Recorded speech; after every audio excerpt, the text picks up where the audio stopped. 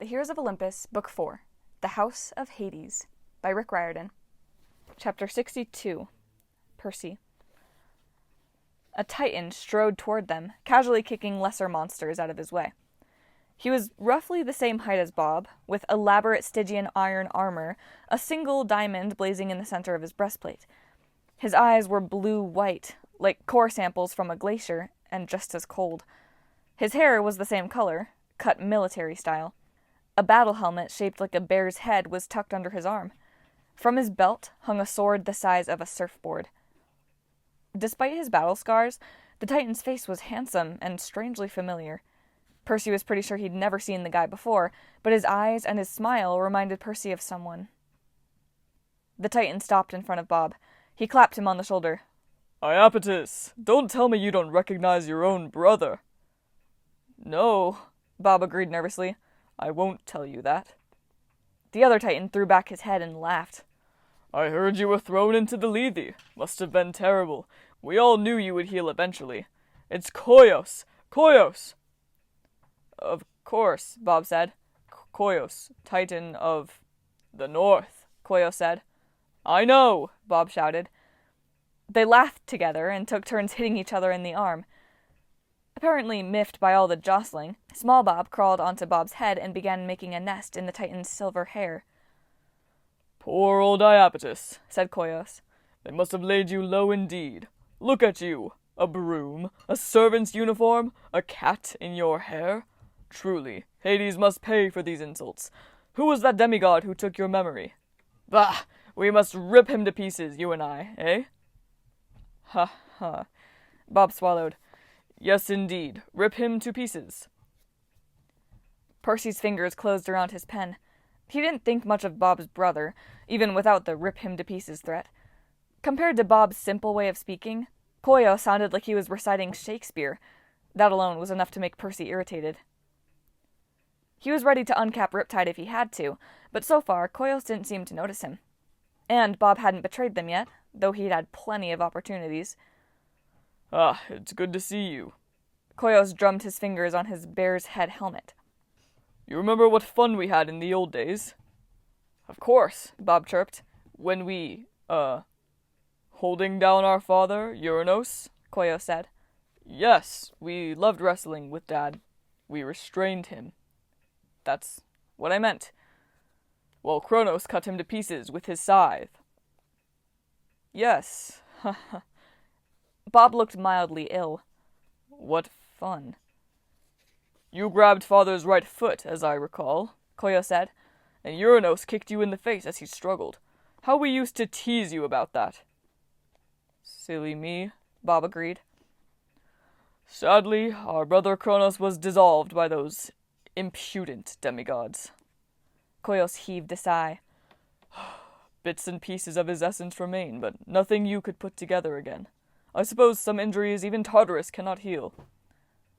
"Alas! But the rest of us have another chance to shine, eh?" He leaned forward conspiratorially. "These giants may think they will rule. Let them be our shock troops and destroy the Olympians, all well and good. But once the Earth Mother is awake, she will remember that we are her eldest children. Mark my words, the Titans will yet rule the cosmos." Bob said. "The giants may not like that." "Spit on what they like," Koios said. "They've already passed through the doors of death anyway, back to the mortal world.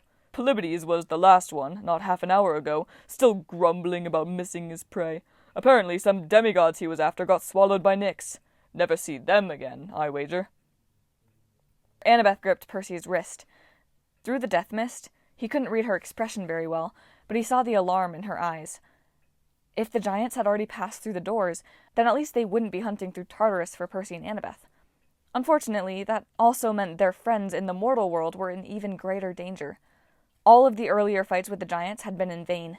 Their enemies would be reborn as strong as ever. "Well," Koios drew his massive sword. The blade radiated a cold deeper than the Hubbard Glacier. "I must be off. Leto should have regenerated by now. I will convince her to fight." "Of course," Bob murmured. "Leto." Koios laughed. "You've forgotten my daughter as well? I suppose it's been too long since you've seen her. The peaceful ones like her always take the longest to reform. This time, though, I'm sure Leto will fight for vengeance. The way Zeus treated her, after she bore him those fine twins, outrageous!" Percy almost grunted out loud. The twins.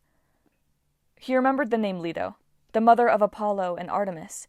This guy Koios looked vaguely familiar because he had Artemis's cold eyes and Apollo's smile. The Titan was their grandfather, Leto's father. The idea gave Percy a migraine. "Well, I'll see you in the mortal world." Koios chest bumped Bob, almost knocking the cat off his head. "Oh, and our 2 other brothers are guarding this side of the doors, so you'll see them soon enough." "I will?"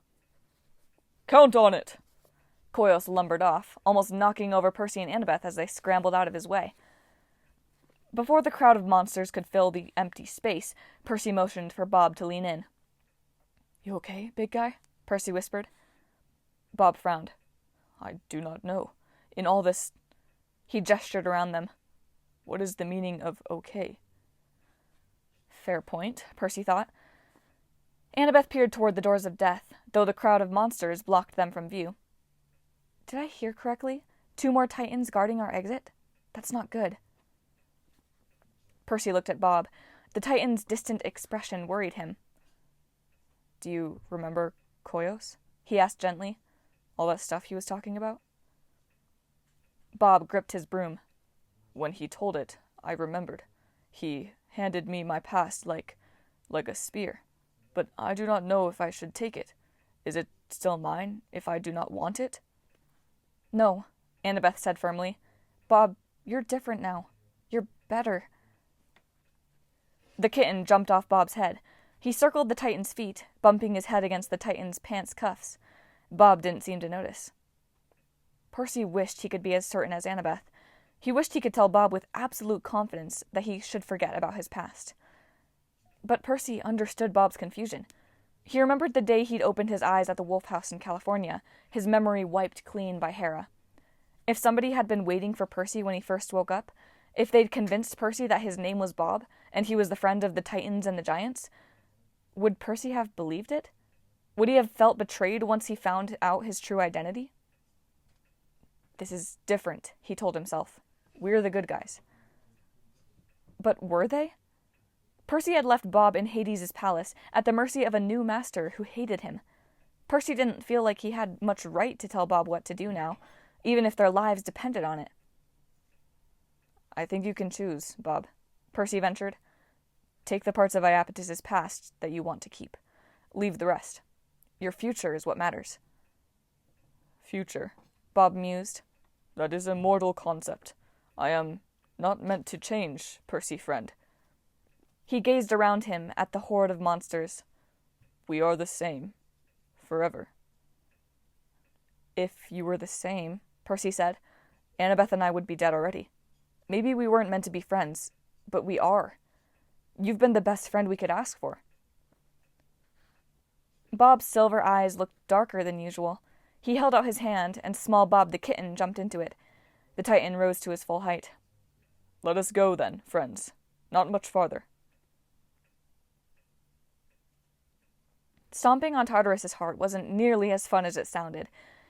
The purplish ground was slippery and constantly pulsing. It looked flat from a distance, but up close, it was made of folds and ridges that got harder to navigate the farther they walked.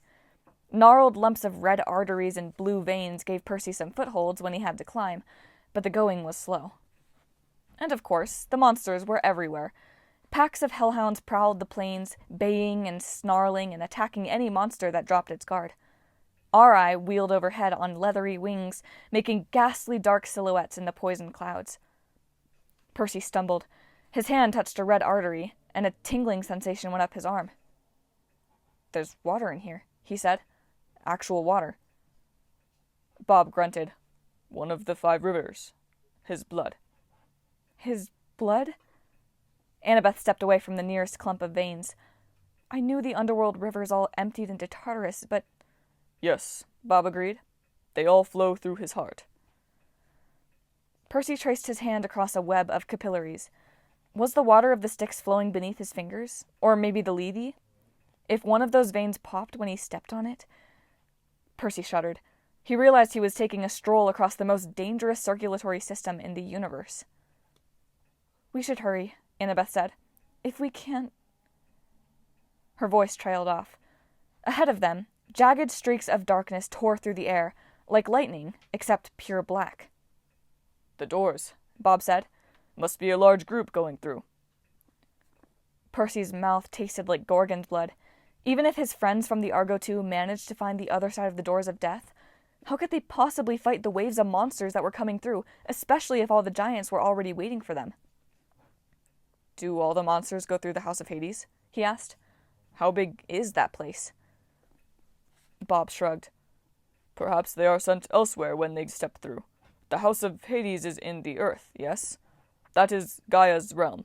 She could send her minions wherever she wishes." Percy's spirit sank. Monsters coming through the doors of death to threaten his friends at Epirus, that was bad enough. Now he imagined the ground on the mortal side as one big subway system, depositing giants and other nasties anywhere Gaia wanted them to go. Camp Half-Blood, Camp Jupiter, or in the path of the Argo II before it could even reach Epirus. "If Gaia has that much power," Annabeth asked, "couldn't she control where we end up?" Percy really hated that question. Sometimes he wished Annabeth weren't so smart. Bob scratched his chin. "You are not monsters. It may be different for you." Great, Percy thought. He didn't relish the idea of Gaia waiting for them on the other side, ready to teleport them into the middle of a mountain, but at least the doors were a chance to get out of Tartarus. It wasn't like they had a better option. Bob helped them over the top of another ridge. Suddenly, the doors of death were in plain view. A freestanding rectangle of darkness at the top of the next Heart Muscle Hill, about a quarter-mile away, surrounded by a horde of monsters so thick Percy could have walked on their heads all the way across. The doors were still too far away to make out much detail, but the titans flanking either side were familiar enough. The one on the left wore shining golden armor that shimmered with heat. "Hyperion," Percy muttered. "That guy just won't stay dead." The one on the right wore dark blue armor, with ram's horns curling from the sides of his helmet. Percy had only seen him in dreams before, but it was definitely Cryos, the titan that Jason had killed in the battle for Mount Tam. "Bob's other brothers," Annabeth said. The death mist shimmered around her, temporarily turning her face into a grinning skull.